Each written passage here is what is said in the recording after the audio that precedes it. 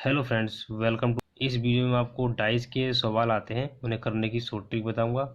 देखिए, डाइस की 6 फेसेस होती हैं और जो हम खेलते हैं लूडो में, जो खेलते हैं उसमें जो डाइस यूज होता है वो ये है और इसे कहते हैं मानक पासा। क्योंकि मानक पासा में जो अपोजिट फेसेस होती हैं उनका सम 7 होता है। मतलब कि जो भी अपोजिट फेसेस होंगी, अगर हम उनके नंबर्स को जोड़ेंगे तो उन्हें जोड़ने के बाद 7 आएगा। मानक पासा को इंग्लिश में स्टैंडर्ड डाइस कहते हैं।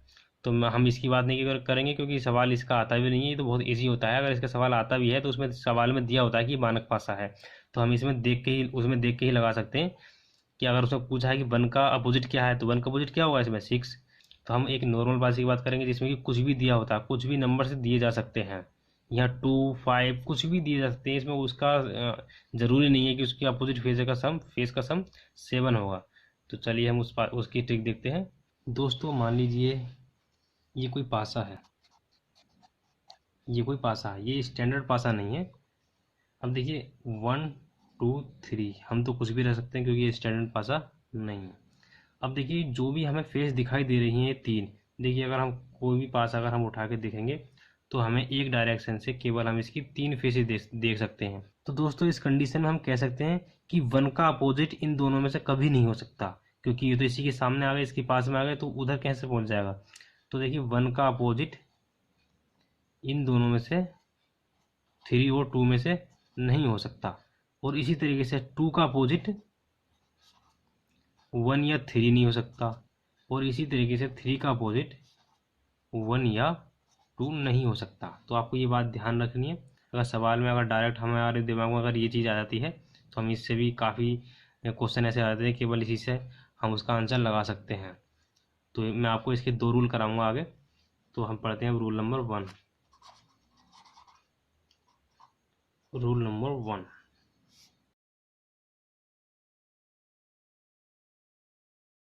When one number is common both the dices. देखिए कहने का मतलब ये है, अगर हम दो डाइस बनाएं, मतलब कि अगर दो डाइस दी हुई हैं तो उसमें केवल एक ही नंबर्स कॉमन है, इसमें केवल एक ही नंबर्स कॉमन है। तो देखिए इस कंडीशन में हम पहले एक 6 यहाँ लिखेंगे, एक 6 यहाँ लिखेंगे, सॉरी दिख नहीं रहा था, ये एक 6 यहाँ लिखेंगे, एक 6 यहाँ लिखेंगे। तो हम इसे इस तरीके से क्लॉकवाइज घुमा देते हैं। हम 6 के बाद जो नंबर लिखेंगे वो, मतलब कि नंबर इस 6 के आगे हम क्लॉकवाइज नंबर लिखेंगे, इस 6 के आगे भी हम क्लॉकवाइज नंबर लिखेंगे।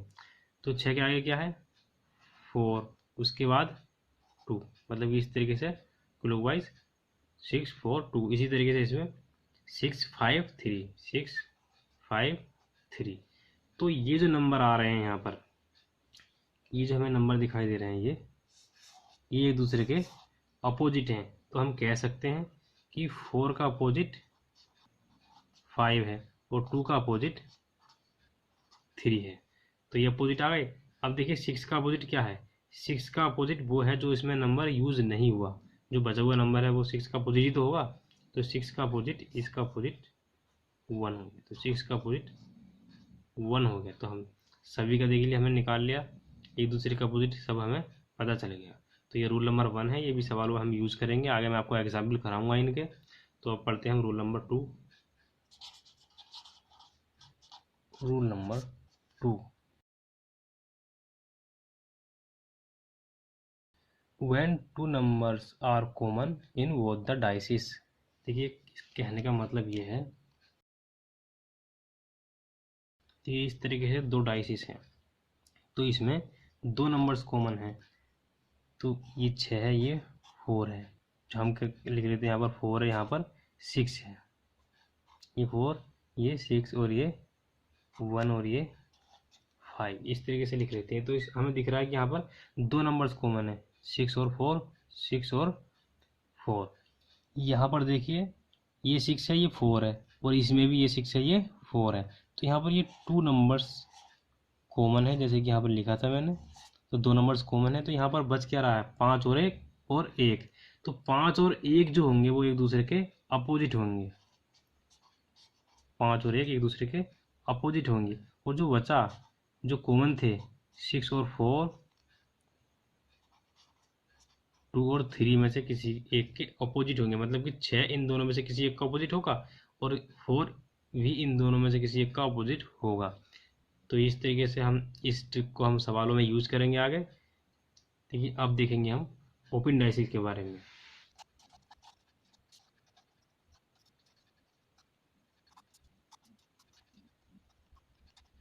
देखिए अगर हम किसी भी डाइस को ओपन करेंगे तो ऐसे बनेगी।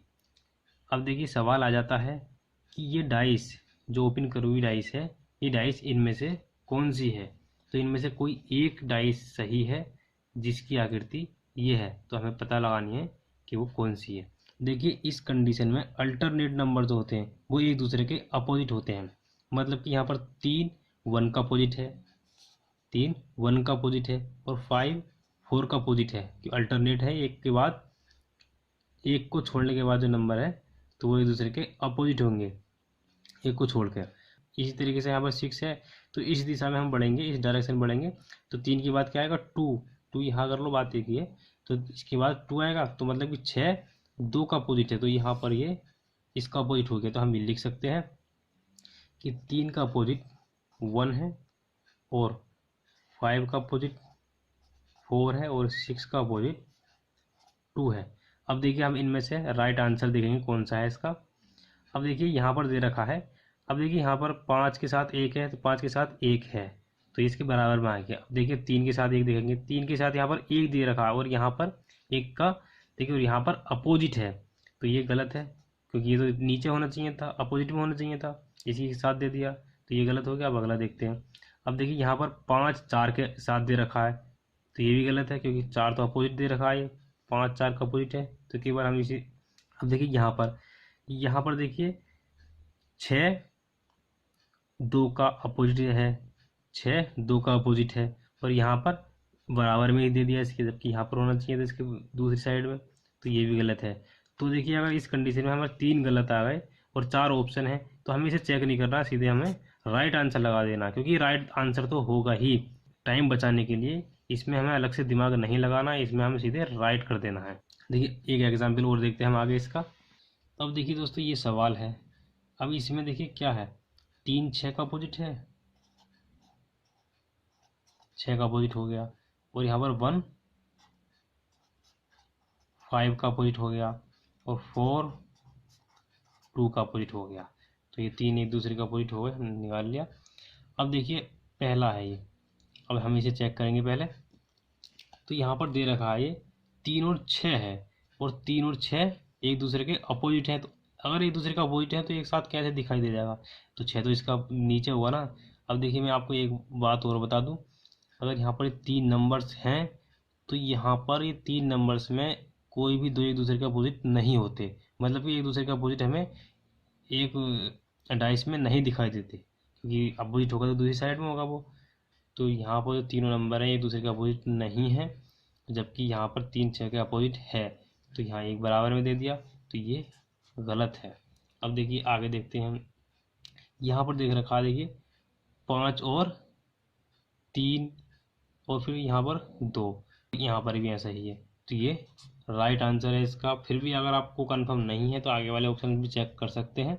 अब देखिए यहाँ पर 5 और 1, 5 और 1 एक दूसरे के अपोजिट है और यहाँ पर एक साथ लिख दिए बराबर में ही, तो ये भी गलत।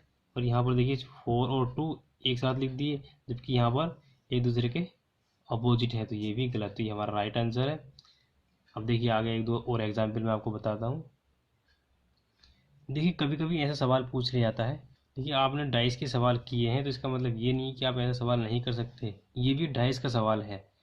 भले ही इसमें डाइस नहीं बन रही हो, डाइस की तरह आपको नहीं दिख रहा हो, लेकिन डाइस का सवाल है ये। आप इससे भी थोड़ा लॉजिक लगा के कर सकते हैं, थोड़ा दिमाग लगा कर सकते हैं।